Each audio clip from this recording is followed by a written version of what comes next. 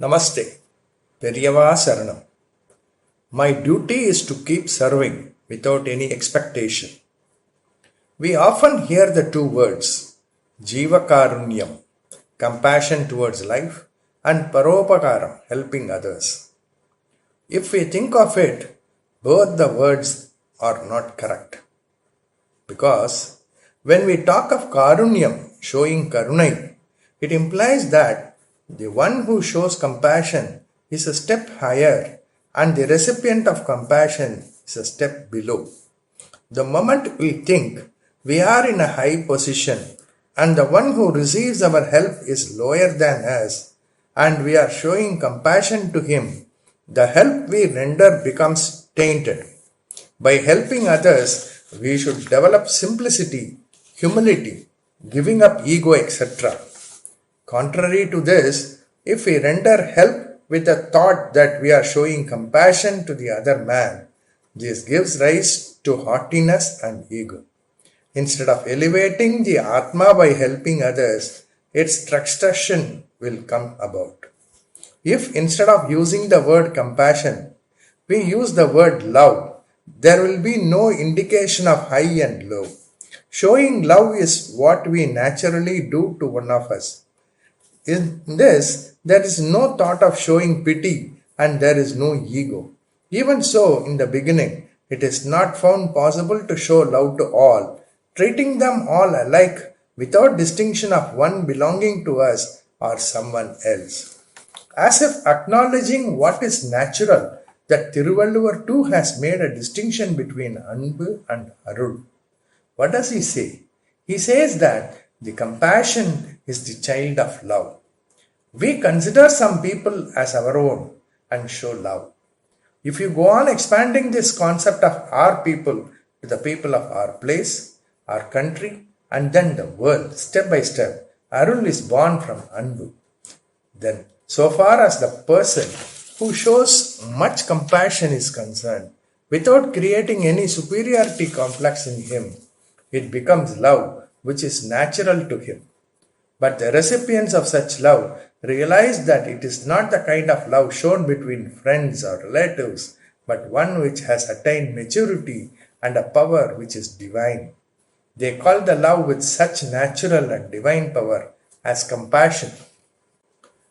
One gets compassion only when he realizes that all life is one. Ishvara is there in every life. Such a person, instead of being at the level of his own people and showing love to them, goes down a step, reduces his own importance and renders service to others, looking upon them as Ishvara. Vaishnavas extol this as Naichyam, thinking of oneself as lowly and rendering service to another as Naischyam. It is when he lowers himself that love, instead of being mere thought or talk, takes shape into an appropriate action which generates the divine power and becomes compassion. When without any sense of ego and the feeling we are big, we are helping, he shows love to all beings as worship of Ishvara and raises him above all beings. His love, instead of being mere talk and thought, gets the power of compassion, which through action can get the blessings of Ishvara. The great reward is that he raises his stature by his own compassion to all beings. What one thinks is a help he is doing to another may turn out to be a hindrance, or he may not like to be helped. In other words, as far as the person is concerned, the service may go waste, but as far as he is concerned, such a service dissolves his ego and raises him spiritually. It is for this reason that I said the words Jiva Karunyam and Paropakaram is not correct, even if his service is not of help to another man. Since it is purifying his own mind, we have to call it Swaya Upakaram. If one gets real Advaita view, he will go on serving happily those who undergo sufferings of various kinds, looking at them as Ishvara Swarupa, and that too as a dharma natural to him. In such a circumstance also, the phrase para upakaram becomes wrong. He does not have anything which is other than himself. This is the stage in which Appar Swamigal said, "My duty is to keep serving and just abide by in it." The duty should be performed with love, enthusiasm, and wholeheartedly and not half heartedly. We in this world, who consists of so many beings, animals, birds, vegetation, etc., live by mutual give and take.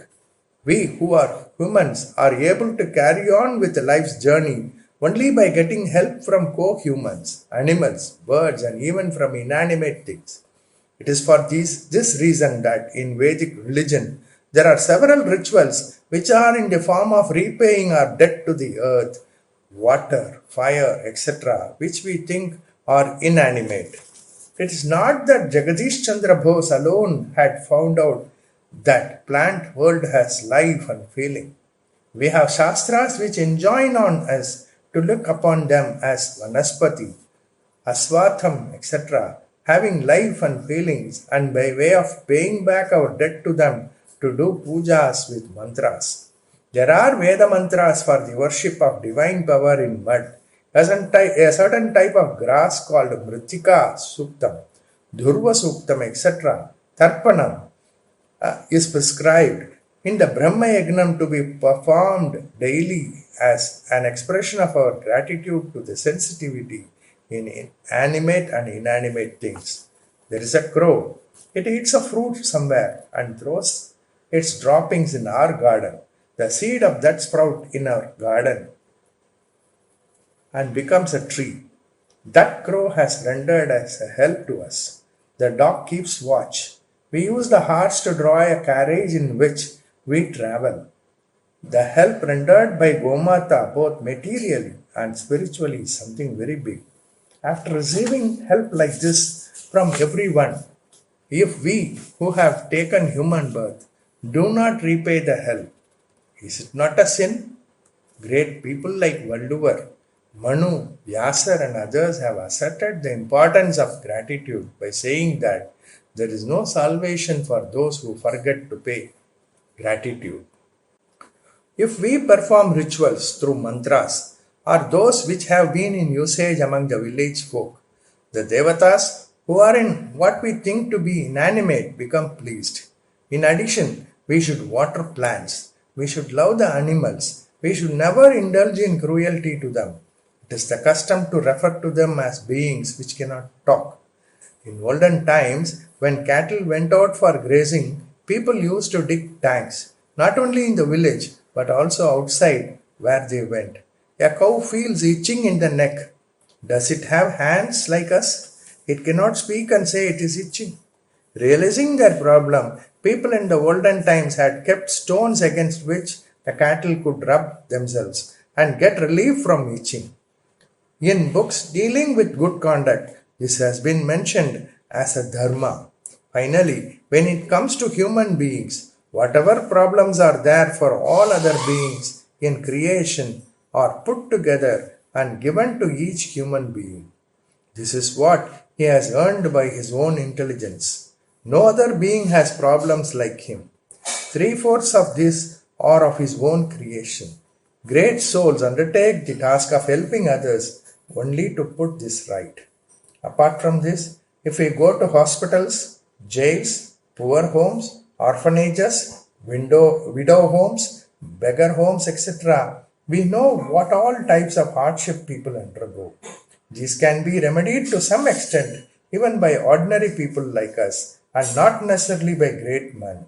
If we visit these places, we will know in what all forms Ishvara has come and keeps expecting help from even from people like this. If it is asked what we should do to say it in a word, we should voluntarily go to any place where there is sorrow and make efforts to alleviate it to the extent it is possible for us. It is our duty to render help by way of money, physical assistance, and even through word of mouth to the extent possible. This is what is called dharma. As I mentioned in the beginning, by doing this, We can offer no guarantee for the extent to which one's sorrow will end. We are not responsible for that either. But by acting in this manner, we certainly achieve purification of our mind. In other words, the mind expands. Thiruvalluvar too, when defining dharma, says that being pure in mind is the essence of all dharma. Periyava Saranam.